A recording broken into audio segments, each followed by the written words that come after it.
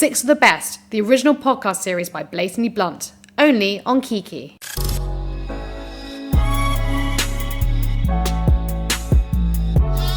Okay, this is Kabaka Pyramid representing for Blatantly Blunt.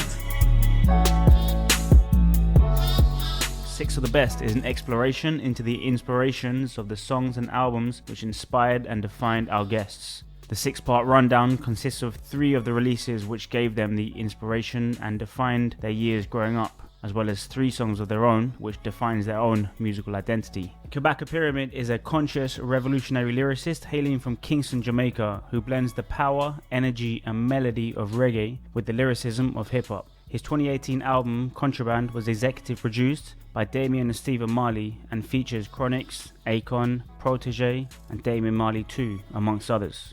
The name Kabaka is Ugandan for king, and the long-lasting survival of the pyramids of ancient Africa represent his desire for longevity in the music and deep connection to his Kemetic roots. His message has been delivered on a live stage to tens of thousands of people across festivals in North America, Europe, Central America and the Caribbean. Kabaka has headlined several 20-plus multi-city club tours, delivering an electrifying and entertaining live performance. He's just recently concluded the 30-show United States Stony Hill tour with Damian Marley to rave reviews. We're pleased to have him here today as part of the Blatantly Blunt podcast series on Kiki, and this series is of course called Six of the Best. Pleasure to have you here, sir. Give thanks, greetings. Thank you for taking time out today. Yeah, man, give thanks. Thanks for inviting me, Thank you very much, man. Definitely. So on this podcast series, we're going to be breaking down 6 albums or songs. Yeah. 3 of them would be ones that defined your youth growing up. Songs or albums that inspired you and helped define who you are today. Yeah. And we're going to go through 3 songs or albums of yours which define you as an artist. So songs that really you're happy to put forward to the world and say, these are me as an artist. Straight up. And then we'll go for one song at the end, which is something that you're currently promoting. So let's go back in time and let's go back to the first project, which was the one you're going to identify that really identified you as an artist. Well, the first one I'd mention is Buju Banton, Till Shiloh album.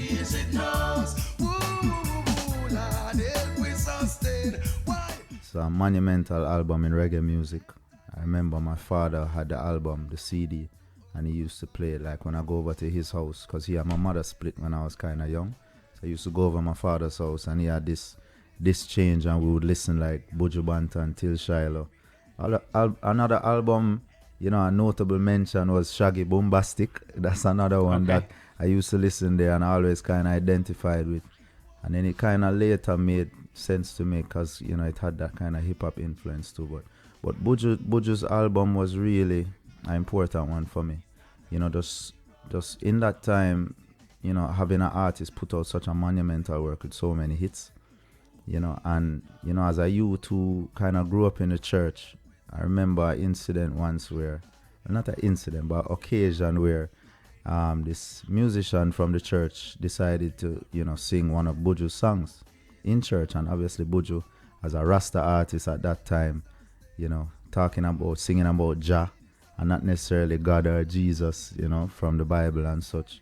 He kind of got a lot of resistance from the congregation, singing Buju's song, and he had to explain that, Jah and God is the same concept, the same individual, the same entity, and the people are still just restless, and he didn't even get to complete the song, so that really symbolized a lot of what, Rasta goes through in Jamaica. Do you remember what song it was that he was singing? It was Untold Stories. Okay. Yeah. And that was, it's crazy because it's just really a song that's talking about, the oppression of poverty and the economic struggle, the society, the social struggles in Jamaica. But obviously, as Rasta artists, we tend to see things, we express ourselves in a spiritual way and we call on the Most High and we call on Jah. Or Haile Selassie or whatever you choose to express, so obviously the word Jah was coming up a lot, and it was just interesting to see. I remember being a Christian at the time and thinking it never felt right that the crowd was the congregation was being so resistant, you know what I mean, to that message. And that later, you know, helped me to kind of see, you know, put certain things in perspective.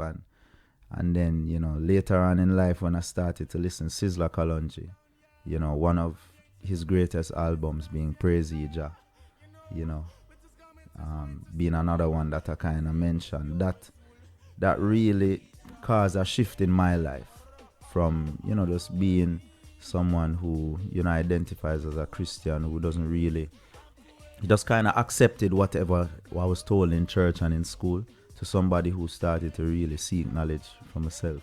Okay. And you know, sought after my roots, you know, my real African roots, you know, and Sizzla's music really did that for me. So on the Sizzla album, which tracks really stood out for you as the most like hard-hitting tracks, which really stuck in your memory? Definitely like Praise Ye Jah. Always, oh yes, just like a Zumba. I know not got time, baby, cut one under Selassie, I name. And a man come and Martin Luther, this a Sizzla we come critic. There's just a spiritual undertone with Sizzla's music that really pulls at your heartstring. You know, it's just very, very deep, and it just hits very deep. It's like, I always say to people, like, because people, you know, when you think of like the most influential reggae music, you tend to think of Bob Marley. But for me, I used to grow up, my father used to, you know, boast about having all of Bob Marley's albums. You know, and we used to drive to the country and listen a lot of Bob Marley. And I appreciate, you know, his impact globally, you know, as the king of reggae, definitely. You know, but for me personally, it's Sizzla. You know what I mean? I'd say the same, man. Yeah, it's like I've seen so many youths, you know, I don't like to use the word convert, but really start to identify with Rasta because of this man's music. And the amount of man like my age to between that generation from like 35 to 45, you know, where put on turban and everything on the site of Rastafari, and is largely due to Sizzla's music, you know, and that album, you know, The Real Thing is another album. Yes. But I think The Real Thing is probably his greatest album, you know, the biggest songs, yes, the most hits, but the most deep hitting songs was them original set for me. You know what I mean? The real spiritual ones like Praise Ye Jah and them are one, and them one, they really bring about a revolutionary spirit. As my locks get longer, hidden heart it a twist. No spread no propaganda, cause you can't stop this. Now them a ponder how they get to you, just let them grow it. How do you think Sizzla is able to put out such a huge discography? Because it's insane how many albums this guy has got. I think it's crazy because I think that when you're Aries is a fire sign, and when you're a fire sign, a cardinal fire, it's like you have a almost unlimited source of energy to spark things and create things. It's a very creative sign, you know. So I think that he's an exceptional, you know, case in that situation where there was definitely a period in time in his life where the quality of his output was just superb, you know what I mean, and the quantity of that quality was just monumental. So I definitely, for me, he's the greatest still, like just personally, you know what I mean, but I know how it is and I understand, you know, everybody's view, but for me, Sizzla when it comes to reggae. Okay, and if you go back to Till Shiloh with Buju, which were the songs which really stood out on that project for you? So many, you know, Murderer, Champion, Till I'm Laid to Rest, you know, Same Untold Stories. So many songs. It's just a huge album. You know, that and The Real Thing is definitely, you know, from the 90s up to the present, those are probably the two standout albums, the highest percentage of monster hits, you know, in one album. So definitely. Do you ever feel like both those artists, their music gets overshadowed because of their controversial lyrical content, you know, to do with... I definitely think their international careers could be much further if that pressure hadn't been applied to them over the years. You know, and it's just funny, you know. It's obviously a controversial topic, and I have to watch, you know, what I say in different platforms and things. But it's like, it's really just, I think it's just a grand misunderstanding. For sure. Look, I mean, I love the music. Yeah. I don't agree with some of the things they say. Yeah. And for me, the confusion lies because they're very peaceful guys. They're very peace-loving guys, and their music is all about uplifting and, you know, bringing people together and unity. But then they have these lyrics which are very much against. There's some of their lyrics. Some of their lyrics are very much, you know, toxic in a way and kind of against a lot of the things that they stand for. So why do you think it is that they have this content which kind of contravenes a lot of the stuff they talk about? I mean, if I understand, music is just expression of feelings, you know, and just because you feel a certain way doesn't mean that you act a certain way. You know what I mean? And it's like we consider ourselves conscious people, but am I going to tell you that I don't watch violent films or I don't watch films with sexual scenes and them kind of things in it? You know, there are certain things that appeal to different moods and appeal to different, you know, moments in life. Yeah. And it's the same way. It's like we as Jamaicans are a very aggressive people. I understand that. And the way we interact with each other is very aggressive, but it's like all in love at the same time. Yeah. You know, but some people are not used to that cultural expression. So it's just like even the third album that I listed, you know, WuTang Forever. When you listen to some of the songs on that, the man them dropping serious knowledge. You know, there's some interludes in it where, you know, there's a song called I think it's called Impossible. Stratosphere. Can you imagine for one single idea? Everything appeared here. Understand it makes my truth crystal clear. Innocent black immigrants locked in housing tenements. 85% tenants dependent welfare recipients. Stapleton's been stamped as a concentration camp. And like I walk through. You know, Wu-Tang is known for dropping knowledge, but at the same time, them know say, you know, selling drugs and them thing there is a part of, you know, where them grow up and where them come from. And you know, them thing, you know, is a part of the movies that them watch, different things where them influenced by. So it comes out in the music. It's like you put certain things in, it will come out in the music. But, you know, you look at, you watch the Wu-Tang documentaries now and you see what type of people they are. And it's the same way, you know, say, the man them is peace-loving people. The man them, you know what I mean? A lot of them are knowledge-seeking people. So I think that reggae music gets a very hard knock when it comes to that. It's like, I always say to myself, like, the fact that I am a reggae artist is like, I can't show the full spectrum of my personality in music. How do you mean? Because at the end of the day, I consider myself a conscious person, but I'm not a saint. I curse, you know, bad words to my friends. You know what I mean? These are things that you know, we just do. It's just a part of our culture. It doesn't mean that I'm bad or trying to hurt anybody. You know what I mean? But if I go do that in the music now, it's like, oh, Kabaka this. You know, and I feel like it's not the same with hip hop. It's not the same, you know, with even dancehall. You know, a lot of ones they're able to kind of just be themselves, express themselves as how they would normally express themselves. And I think that there's a genuineness in that people are attracted to. And I think that contributes to why a lot of these artists' music spreads quicker. Because the same people who are attracted to these things, these people are, you know, they're similar.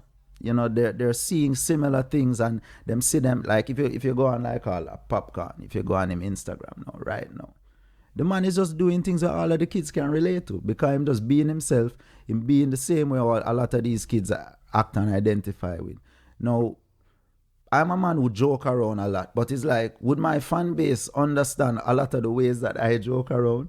Because like, I have progressed in this music as this serious artist, this deep artist, and it's like it becomes this persona that I have to keep up with. You know what I mean? And I think for reggae artists, that's a general thing, like quote unquote conscious artists. It's like we have to toe this thin line. You know what I mean? And hip hop artists, even the deep ones, they say all kind of things in them songs. You know, Nas, the whole of them say all kind of things in them songs. How them deal with woman and certain things where we just can't say. Because if we say that, then everybody does write we have. What sort of people do you think would write you off if that was the case? Like like how much of your fan base are gonna write you off? Is it the majority of your fans or a small portion? It's a good question. These are the things that we think about. Yeah. These are the things, you know, you don't know, but you can know that.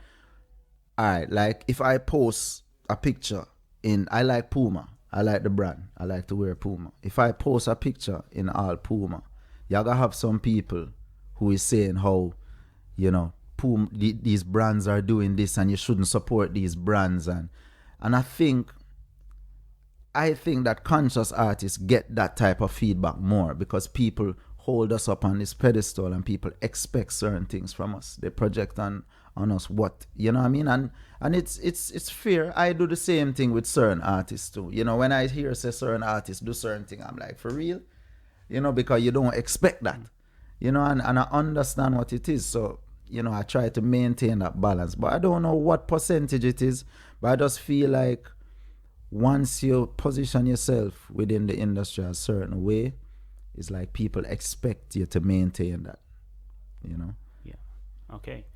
So you mentioned earlier WuTang Forever is your third selection for one of the projects which defines your coming up as a human being. Hear how that album affect we now. Yeah. So like when we go into school, like we had a big group called Bomb Squad.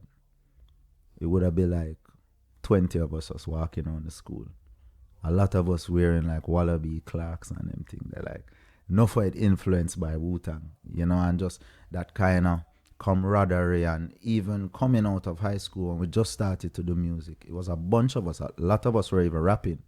You know, I never know how to sing at them time. I never know how to DJ in key and melodic and all of them kind of things. So rapping was just easier for me because I used to just listen whole heap of hip-hop and just study them, catch the accent. When I rap in a sound like I come from New York or so, because that's all I'm listening to, you know. And we had a crew. We put out, you know, albums that were kind of basically like mirror images of like WuTang Forever, where you just have all the man them on the album, or Protect Your Neck album, 36 Chambers, you know. It's just that kind of camaraderie. It's like we're all just linking up at the studio, we're just making music, we're just dropping verses. Some of the songs don't even have no chorus. It's just like we're just making the music that we feel, dropping the lyrics where we feel, and it's all positive, conscious for the most part, you know what I mean? And it's a lot of that impetus from me was coming from, and I know from my brother as well, who was kind of like the one who galvanized all of us together. He was like the RZA, but just not a rapper. He was the producer. And then I was like, you know, rapper, learning the production thing at the time, but still kind of, you know, making sure say everybody involved, you know, and it was because of my vision coming from, you know, how I see like Wu-Tang moving and them thing. I always, like, whenever we make the party flex, I'm the one who trying to make sure, say, you know, all the 5 cars them rolling together. And when we step in at the party, we are stepping together, you know, because we want to show, say, yo, we are roll deep and them thing there. You know, it's just, I live for them moments there.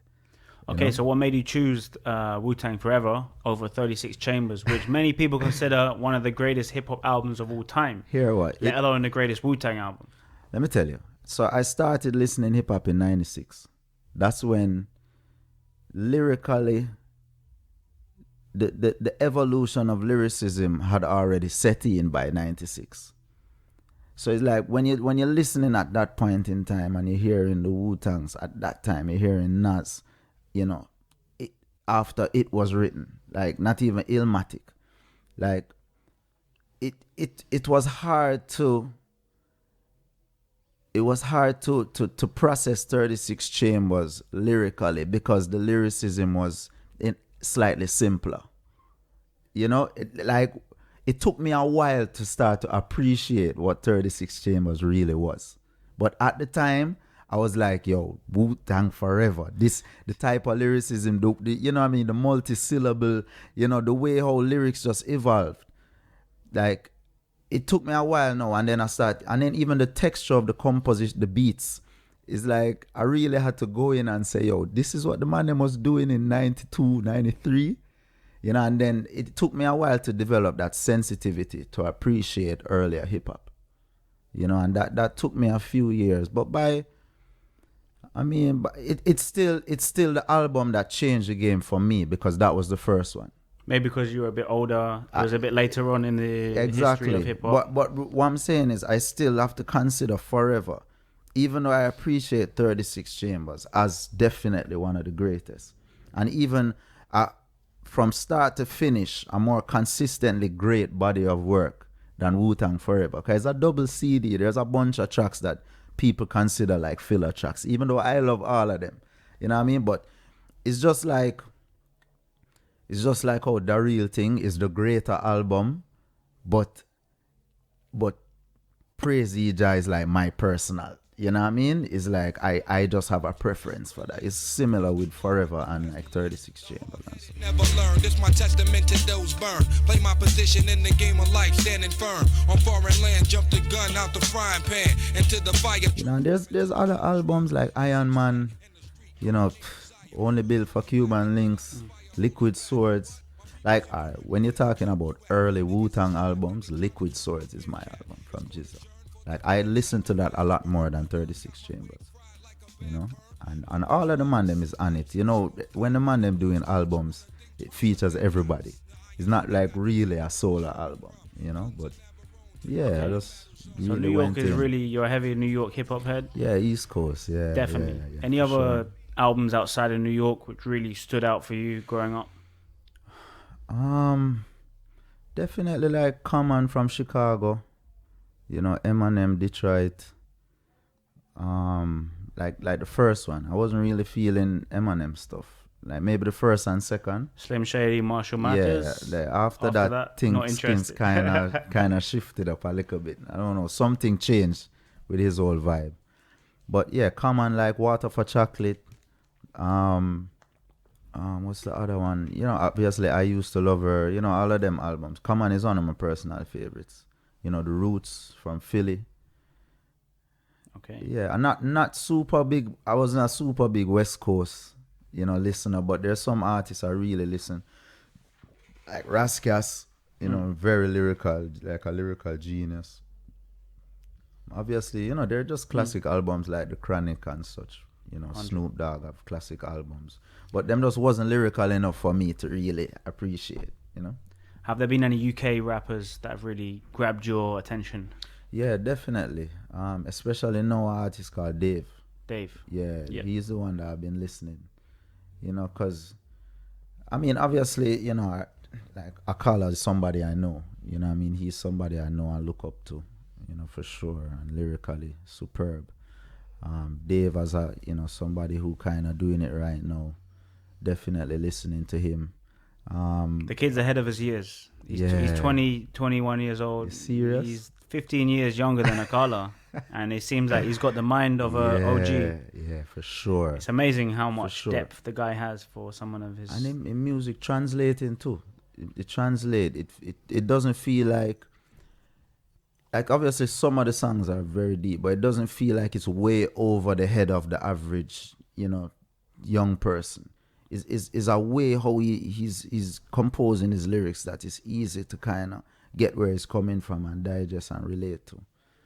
And obviously the song with Burna Boy, you know, just tearing down the place and thing. Definitely. Okay. All right, let's move on to your own music. Let's start with the first song. What's your selection? So I had to go with Lyrics Deity. Them not got no style like we. I tell you, them not got no style like we. None of them not wicked, not wild like we. I mean, it was hard to choose, you know, which songs kind of define me as an artist. But I think Lyrics Deity, coming from a hip-hop background, but, you know, developing my vocal ability to kind of deliver, you know, reggae music the way I wanted to. And, you know, it's kind of... You know, them not got no style like we. It's kind of like a retro, you know, vibe. You know, I used to listen a lot of Supercat, you know, and them kind of man there. And, you know, just bringing that kind of lyricism, like, Them don't know the style and them don't know the pattern from New York, Manhattan to Tokyo, Japan. Flows them a lock on the globe we a chat and lyrics them a kick like the boy when name's Zlatan. You know, it's like it's still very hip hop, but you know, very reggae dancehall at the same time. You know, DJ me a DJ. So that kinda shows you, you know, my influences in one track. You know, it's not the deepest song, it's more a easier listen.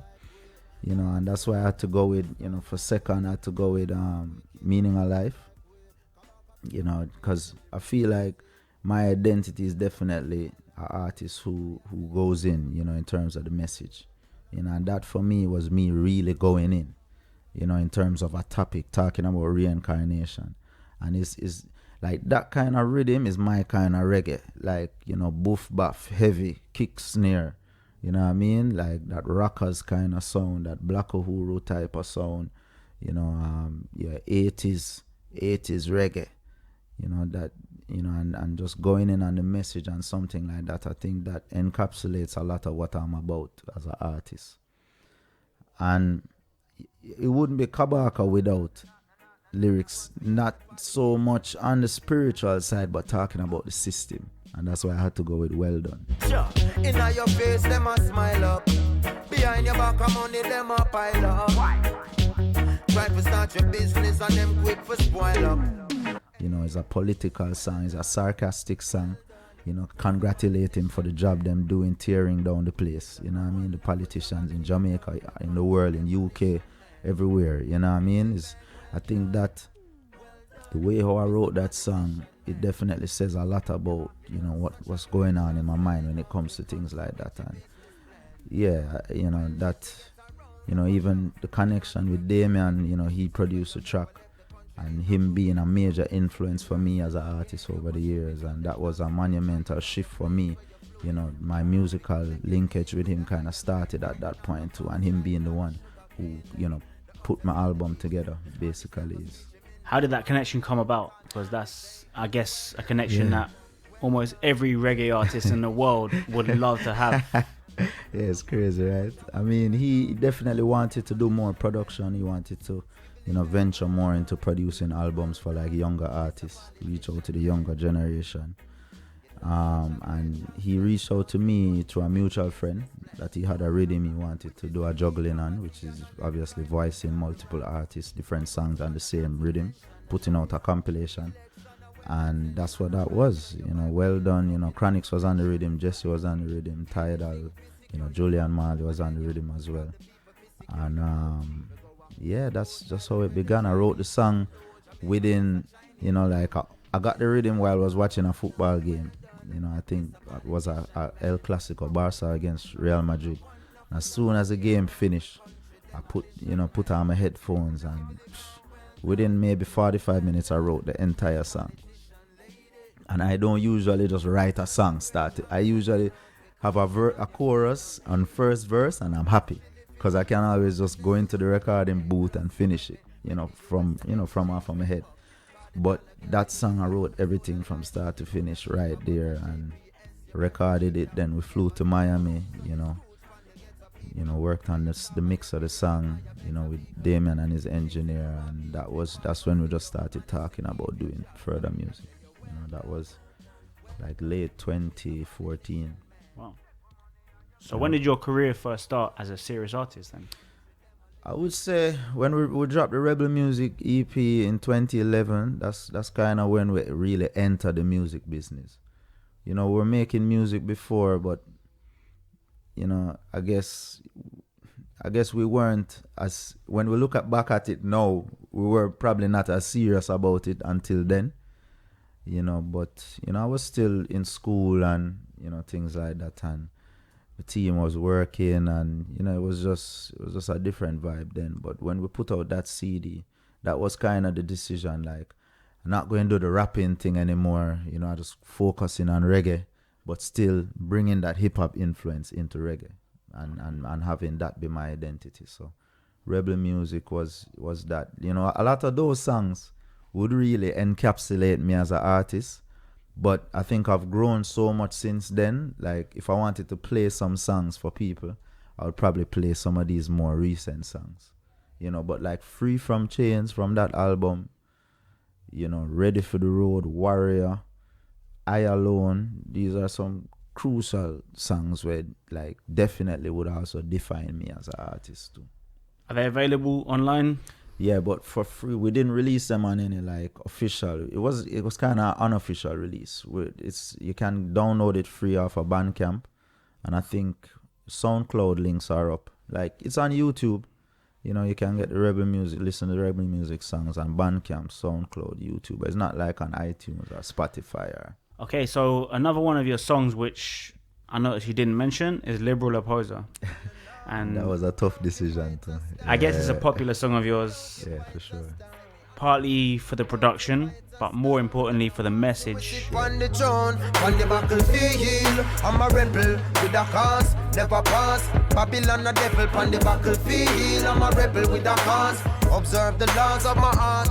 I am a What was the story behind this song? So our virgin Zeke, he has a label called Green Lion. You know, he lives up in Maine, up in the US, and he reached out to me like shortly after the Rebel Music EP. He was just sending me rhythms. That was the first one actually. No, I think I did another one before that, a song called New Year. He sampled the e-commerce, the ganja smuggling rhythm there, and this was the second one he sent me. And I recorded it, you know, and he loved the song obviously, and it definitely quickly became one of the fan favorites. You know, like the people who really into Kabaka music always love Liberal Opposer, you know, obviously the message in it.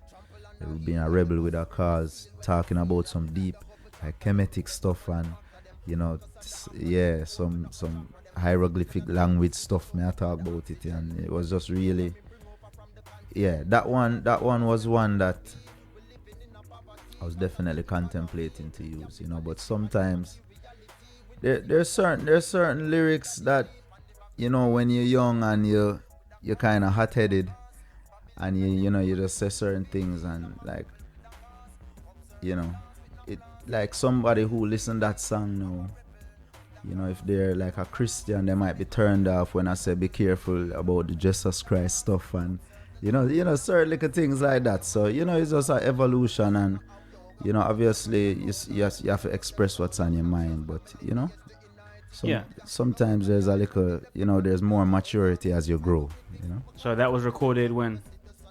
Maybe late 2011, early 2012. Okay, so it's one of your older songs. Yeah, man, Wow. definitely. And you have a dubstep edge on that production, which I think exactly. adds to the whole kind of liberal left-wing kind of vibe on it. Very underground, you know, definitely subversive feel. That's what he was going for that one. You know, he actually did, you know, like adding the dubstep bass and stuff after that was in post-production kind of thing. So that was cool. You know, definitely like that one, and it's one of my personal favorites to perform on stage. You know, like, especially in the UK, we love that liberal opposition. Yeah, you know? exactly. The movement that's happening at the minute, I think a lot of people identify with sure. the theme of that song. No, so for sure. I'm sure they're gonna love it in Outlook Festival when you perform it. Yeah, have to do that one. For sure. Have to do that one. Okay. And so a song that you're promoting at the minute, you just dropped the video for. Yeah, Natural Woman, produced by Damian on the album Kontraband. Definitely proud of this one. It's one of my older songs that I had that we redid for the album. You know, put on a false, you tell them tear that up, yeah. Cause you know wear that stuff. Kabaka Pyramid, I bless enough. Natural woman, you are a sight to behold. Beautiful in a whatever color skin you got. You know, if you bleach out everything you got. Yeah, just, you know, talking about, you know, appreciating, you know, natural beauty in women. You know, women who are proud of how they naturally look and don't feel the need to enhance themselves artificially in the various different ways that can be done nowadays. You know, it seems like every day, you know, they're finding new ways to enhance people's appearance and things like that, and change different things about people's bodies. But I think that, you know, spiritually, I think that we're born in the bodies we are for a specific reason, so we can learn something. You know, it's a part of our our karmic duty to live out a certain, in a certain way. The parents that we are born to, the countries that we are born in, these are all things that are prescribed to us based on the needs that we have to learn and to evolve. So I think it's very important to appreciate, what you do have, even though, you might be rich, you might be poor, you might be black, you might be white, you might be pretty, you might be considered ugly by other people, but at the end of the day, it's how you feel about yourself, and I think that's what matters the most. And sometimes you just have to love yourself and block out everything else, and that's the most attractive thing, when you do love yourself as you really are, and that's really what the song is about. Brilliant. Okay. If you had to summarize like 3 artists, really, who were your biggest inspirations? Is that easy to do? Or more? I don't know. I'll probably end up throwing in a few more in there, but obviously Sizzla. I would say Damian Marley. I would say Common. I think if I was to go with 3, those 3 would be pretty safe. Those 3 would be pretty safe. Sizzla, Damian, Common. But, Black Thought from the Roots is somebody I really identify with musically. Buju Banton, of course, Capleton. So many. Even Steve Marley. It's like, Steve Marley, I was going to ask you about, because I know that he co-produced your album with his brother. What's he like to work with? Because he's, for me, one of the most accomplished reggae musicians of all time. No, for sure. He's an absolute Grammys, genius. all of it. No, definitely. On every level. The album, the main person behind the album was Damian, but obviously, they are Ghetto Youths. Ghetto Youths, the label is both. So everything is run by Steve, as well. And his influence on the album, some of the songs were actually voiced and mixed in his studio. Reggae music, lyrics deity. All I Need, which was the final track on the album, he actually did some production on the track as well, in addition to myself and Natalie Rice, who did vocals as well as production. And him just him sprinkling magic dust over the track. Steve would think different, and he gave me some little suggestions when I was recording reggae music and just to kind of vibes it up. 'Cause him have that real retro old school dancehall thing in him too, and he was very helpful with that. And he also put together the track listing, like the order and arrangement of the album. So that was pretty cool to like just watching him kind of work it out, and it's like, oh yeah, that makes sense, because we had a couple drafts and thing before, and he kind of heard what the draft was, and then he just made his suggestions after that, and it worked out pretty well. All right. Any plans for the rest of 2019, looking into 2020 for Kabaka Pyramid? What can we expect? Yeah, right now I've been on the road for 3 months now. We did a couple tours before that, Europe in spring, America in the winter. So definitely been on the road for a lot of this year. I'm looking forward to a little break, like a month, hopefully 2.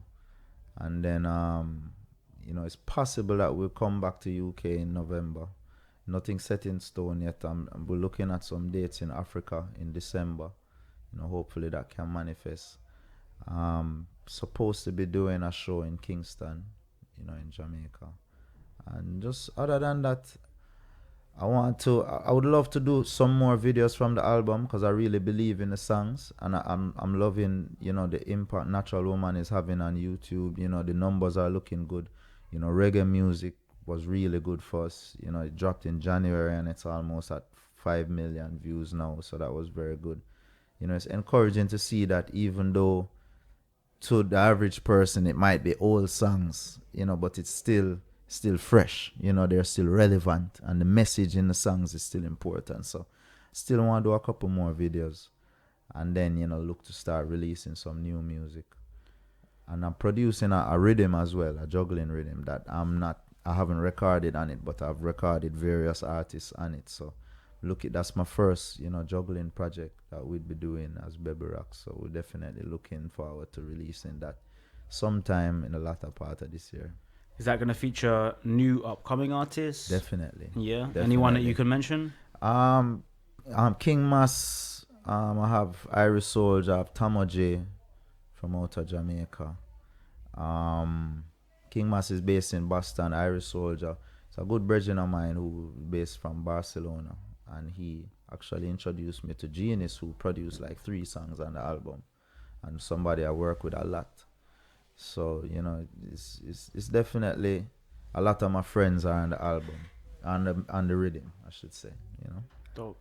Anyone that you'd love to work with in 2020?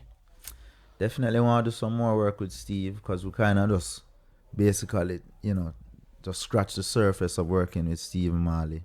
Stephen McGregor is another one too, like Super Dupes. These are people I'd love to work with. I've been in studio with, some UK artists like Plan B. Looking forward to, finishing up those works. Have something working on with Maverick Saber, Fanatics, Toddler T, on production. It's a lot in store. You're working with the right names, man. Those are all popping. Names, man. Give thanks, man. Definitely, man. Thanks. All right. Any last words for your fans, or for any reggae artists or any artists around the world that really trying to, emulate your success or kind of take inspiration from what you're doing? Yeah.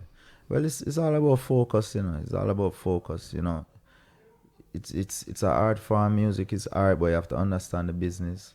That's the way how you're going to grow, and your art is going to reach out to more and more people. So, definitely stay on top of that, focus, dedication, work, know what your strengths are, but know what your weaknesses are. Always work on them. And just always set a high standard for yourself. No matter how much people tell you it sound good or it sound great, make sure you believe it sound good. And if it doesn't, put in the work to make sure it reaches to that level. Just generally though, I always try to tell people that, we're one human family, different races, different nations. But at the end of the day, we still bleed the same blood. Our souls are coming from the same source. You know what I mean? So it's just all about collective evolution, Thank you very much, Kabaka Pyramid. It's been a pleasure. Respect.